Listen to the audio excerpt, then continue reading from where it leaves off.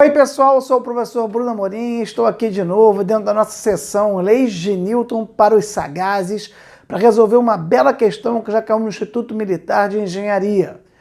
A questão pode ser resumida da seguinte maneira: eu tenho um bloco 1 apoiado num plano inclinado, que eu vou chamar de bloco 3, esse plano inclinado vai poder se movimentar, e eu tenho uma corda fixa numa polia que se vincula a um bloco 2 de massa M2. O que eu quero? Eu quero a condição que tem que haver entre as massas M1, M2 e M3 para que, ao cair o bloco 2, o bloco 1 e o bloco 3 se movimentem horizontalmente para a esquerda sem que um ande em relação ao outro. Repetindo então, eu tenho 3 blocos, 2, 1 e 3. Eu quero que, à medida que o bloco 2 caia, o bloco 1 e 3 andem horizontalmente para a esquerda sem um se movimentar em relação a 3. A figura mostra 3 blocos que podem se mover sem atrito. Sendo α igual a 30 graus, determine a relação entre M1, M2 e M3 para que os blocos se movam sem que M3 escorregue em relação a M1. Questão extraída do livro Mecânica para Vestibulandos e MIITA, volume 1, professor Renato Brito. Bom, como é que eu posso abordar essa questão? Como é que eu posso chegar nessas condições aqui que eu tenho que identificar para M1, M2 e M3? Se eu olhar para o bloco 1, que está apoiado sobre o bloco 3, que é um plano inclinado de ângulo 30 graus, eu posso identificar que 2 forças atuam significativamente em 1. Não tem atrito, a questão diz isso. Então eu vou ter a força normal e o peso. Dessa vez, em vez de eu decompor normalmente o peso em Px e em Py no plano inclinado, como o meu conjunto vai se movimentar horizontalmente para a esquerda, ou seja, o bloco 1 não vai andar por sobre o bloco 3, ele vai justamente andar colado com o bloco 3 para a esquerda, é mais conveniente que eu decomponha as forças, sendo o eixo X horizontal para a esquerda e o eixo Y vertical para cima, para que um dos eixos coincida com o movimento do meu bloco 1 e do meu bloco 3. Então, dessa vez, em vez de decompor o peso, eu vou decompor a força normal. Bom, mas como é que eu posso chegar na decomposição da força normal? Bom, num plano inclinado, a gente sabe que o ângulo que o peso faz com a perpendicular ao plano é α. Então, além de o α ser o ângulo do plano inclinado, α é o ângulo que o peso faz com a perpendicular ao plano inclinado. Comigo aqui agora, como os ângulos são opostos pelo vértice, eu posso também dizer que esse ângulo α daqui é o ângulo que a força normal faz com o eixo y, opostos pelo vértice. Se esse ângulo é α, esse é α. Quem são os componentes da força normal? Fx, horizontal para a esquerda, como eu queria, e Fy, vertical para cima.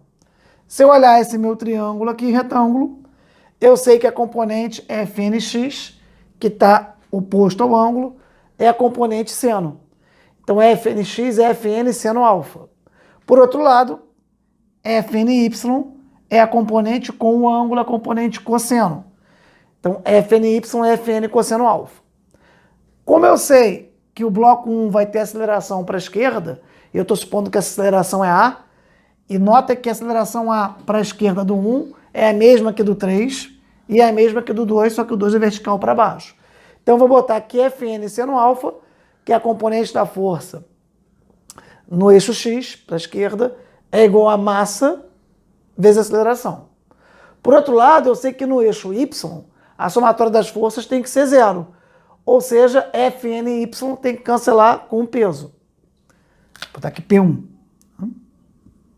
Então, o que eu vou ter? Que Fny é Fn cosseno α é igual a M1 vezes o G, porque é igual ao peso. Se eu dividir uma equação pela outra, Fn cancela com Fn, seno de α dividido por cosseno de α é tangente de α, M1 cancela com M1, então eu vou ter que tangente de α igual a A sobre G. Ou, por outra maneira, que A vale G tangente α. Então, só analisando as forças que atuam significativamente em 1, eu fui capaz de encontrar a aceleração do bloco 1, que também será a aceleração do bloco 3, já que 1 não se movimenta em relação a 3. E como eles estão vinculados por uma única corda, também será igual à aceleração do bloco 2. Apenas a direção do 2 é vertical para baixo, enquanto do 1 e do 3 é horizontal para a esquerda. Bom, eu vou agora aplicar a lei de Newton para o bloco 2 e para o conjunto formado pelo bloco 1 e pelo bloco 3. Eu vou tratar 1 e 3 como se fossem um corpo só, porque não tem movimento entre eles. Bom, assim sendo, para o bloco 2 eu tenho que P2 menos T é igual a M2 vezes A. E para esse conjunto, como não tem atrito aqui, um conjunto só tem uma única força que atua para a esquerda, é a tração, que tem que ser igual à massa do conjunto, M1 mais M3 vezes A. Se eu somar as duas equações, as trações cancelam. Eu vou ter que P2, que é M2G, vai ser igual a M1A, M2A, vamos botar aqui, mais M1 mais M3A. Se eu jogar o M2 para lá, eu vou ter M2G menos A é igual a M1 mais M3A. O que eu posso fazer então, pessoal? Pegar esse G menos A e colocar para baixo. Então, M2 vai ser igual a M1 mais M3 vezes A sobre G menos A. Agora eu vou substituir quem é o A. Meu A é G tangente alfa. Então, no lugar desse A aqui, eu boto G tangente alfa e aqui também.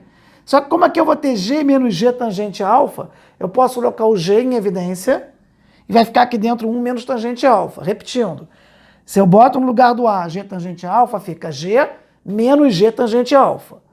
Como eu tenho um fator comum que é o G, eu posso botar o G em evidência, fica G, 1 menos tangente alfa no denominador. E em cima onde tem o A, G tangente alfa.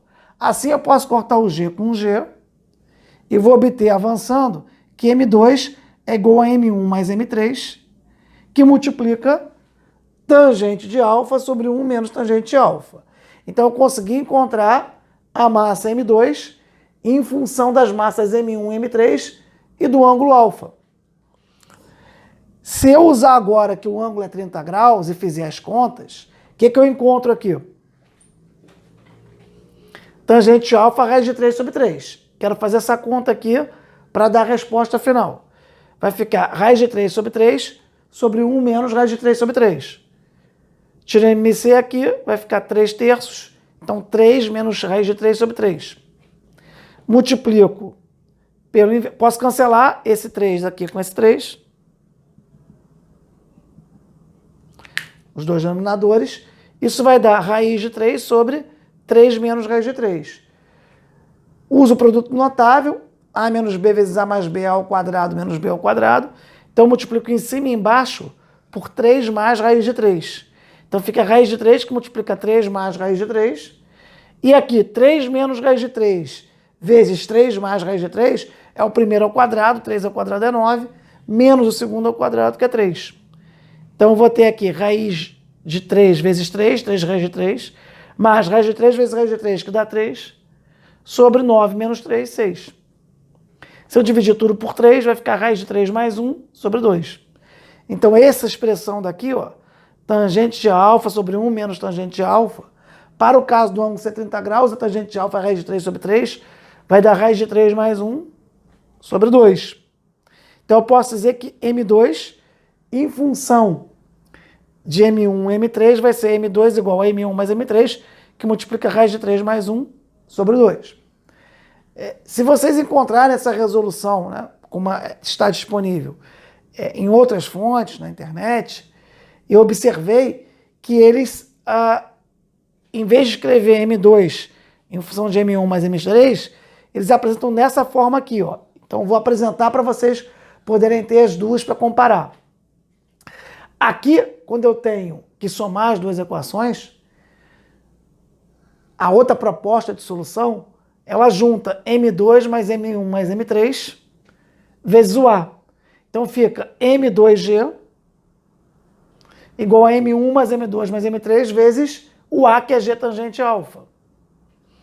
Eu corto esse G com esse G, vai ficar M2 igual a M1 mais M2 mais M3 tangente alfa. Como é que é feito? Eu trago esse aqui para o denominador